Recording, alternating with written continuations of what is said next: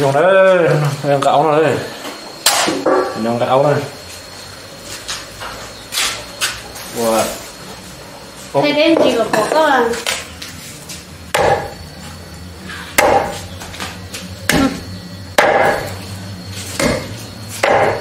Đấy là tôi tí chế đâu mỗi ngày chỉ tôi ăn thôi nó bảo mỗi ngày chỉ tôi ăn thôi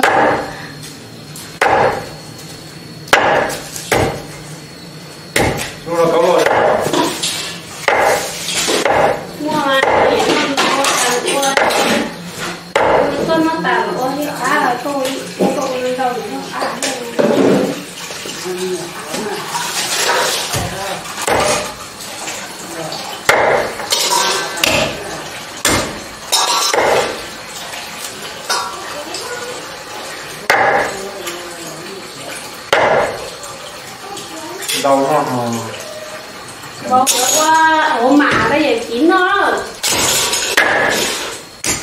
mày cứ mặc quay con quay chứ nào thì nó đẹp là như thế chứ không quay như này quay như này không nổi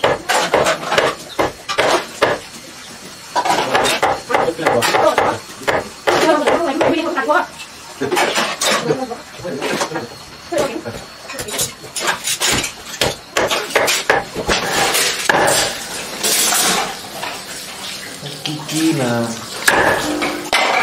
đi chọc rau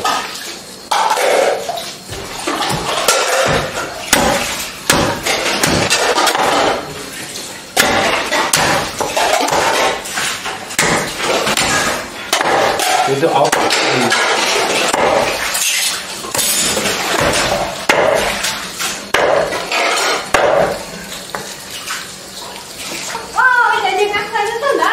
rồi cắt thôi á lu nhưng mà có sự khá nó bị mí có chuyện hỏi không đúng chưa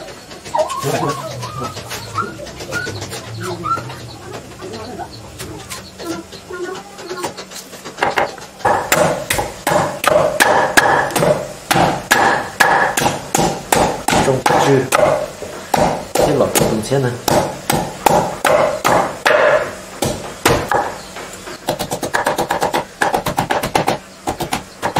rất có cái đấy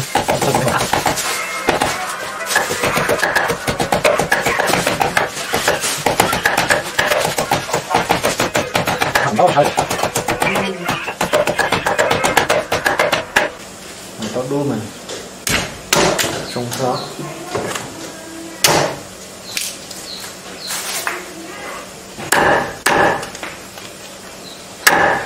đua mà đi đây giống này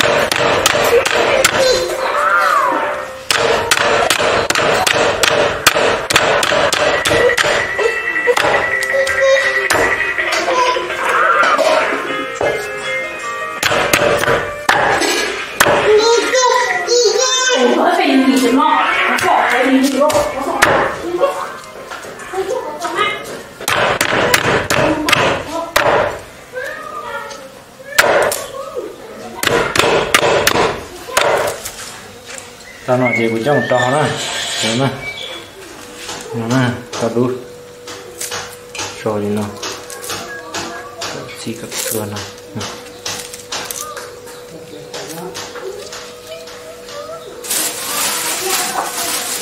bài chính hụt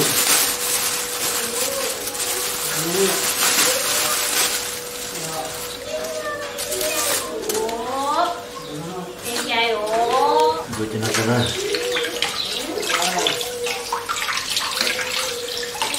nó giờ bài kia luôn nè lúc là gì rồi nó thế này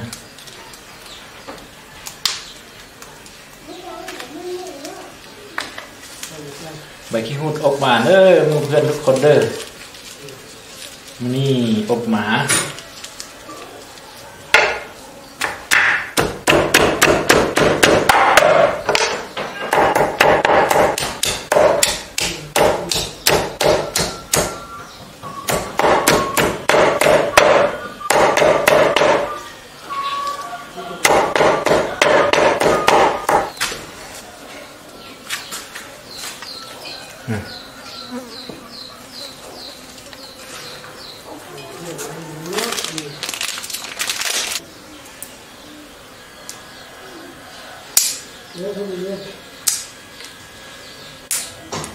yang nih aku buka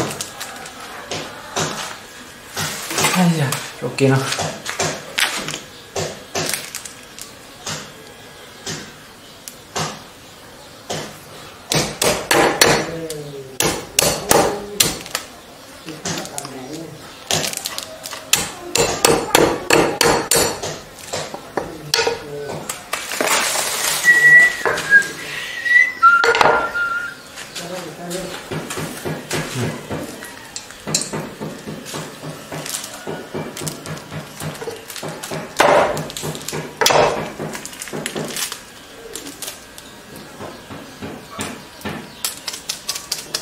kali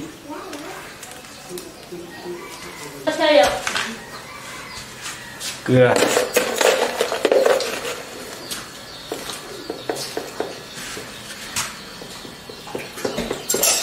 kemana deh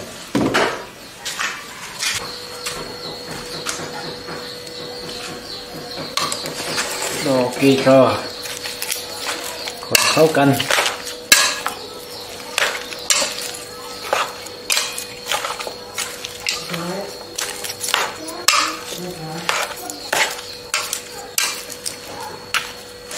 đấy ạ tàu ơi cho 1 kg rồi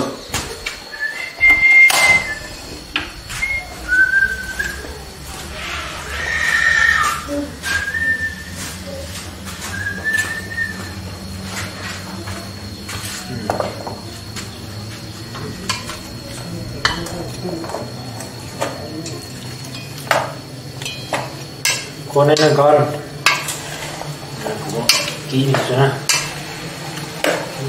ăn rồi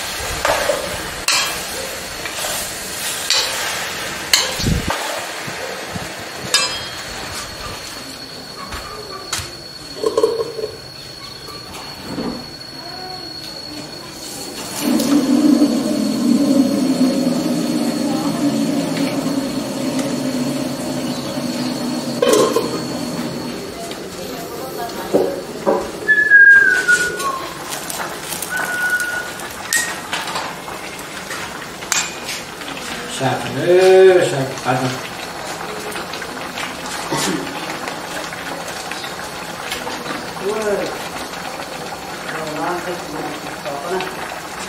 ô hắc cơ rồi khi nào gì nào xay 5 yêu đây 5 yêu yêu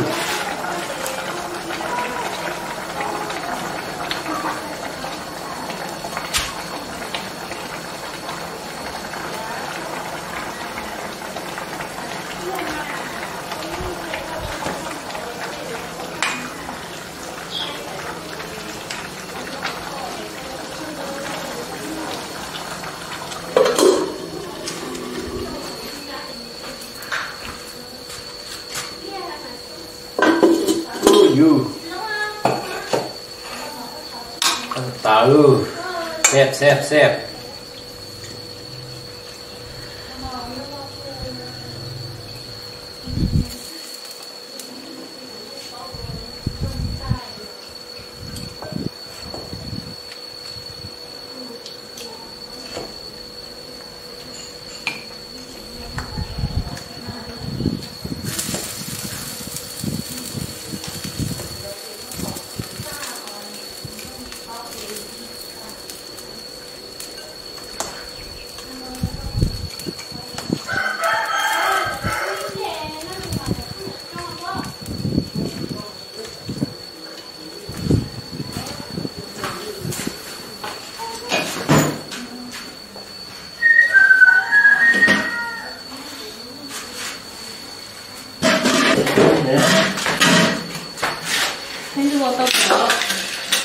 Đâu mà nói đi gì xia?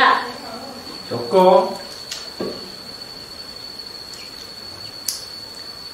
Nó món nó chỉ sơ là mấy đứa cũng món. Chỉ có đúng nó có mà chỉ có là thấy họ chạy được món nó mua cho xài rộng. Thế nào?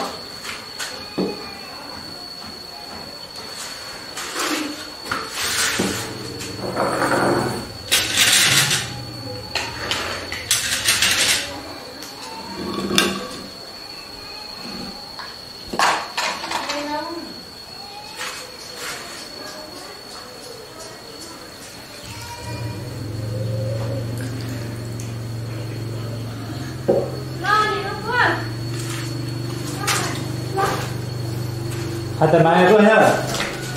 Hai tay máy cơ. Hai à. Lên mẹ. Hai tay máy tự nhiên được. Mẹ. Mẹ. Nó này mẹ đi gặp con nó ở một con. Con. Coi cái hai có biết ở trên đây là cái gì về của nó. Lại con hỏi. Lo đi lo thôi. Lo. Lo cái con đừng phải lo. Ai à. Nó đi, một con nó đi chịu bỏ cái đéo này ăn mà qua. Sao sư cá chúng tôi bộ này. Lo. Sao thế này chống người tới cho nên nó tà nó. Đừng chúa nha. Ủa này giờ của nó mà. Rồi, chúng ta được dưới này đấy nhá. Mà sao nó thì vẫn nọ. Để rồi thái con. Cái của cá gì của cá nhưng mà để con gì. Cá cừu. Quá. Quá. Nên bà cầu trả. Quá. Để ấy rồi. Quá. Mấy hàng nó. Quá. Sao đây mà nó cái gì đó? Rửa tay với nó. Rửa tay. Cái nó là sao nó kệ. Có bột để thầy nó là cái hơn nó là Em ơi lúc trong một này họ. Con mà lý đâu lý. Ấu nào mà nó chỉ cho nó chỉ cho dạy cho nó hẳn nè, cho nó hay dạy. Buồn của đứa nó thì không sợ.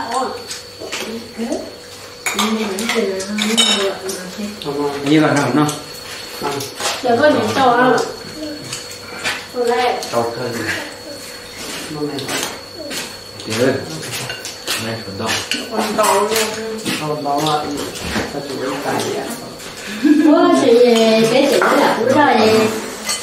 Nó bé một tuần bé trong của là ngay trong ngay sáu đường con nó loa, con nó loa. Cái của là tùy thuộc ống cái chị lợi của lợi họ ý là con nói sao chẳng ngay ông chẳng ngay mua ngay sáu là nó trong em đúng là họ liền ý là cô ngay ông thứ hai rồi ý chị ý giá chỉ nói là ông nó chẳng ngay cho xuống của chị bé mà phải luôn.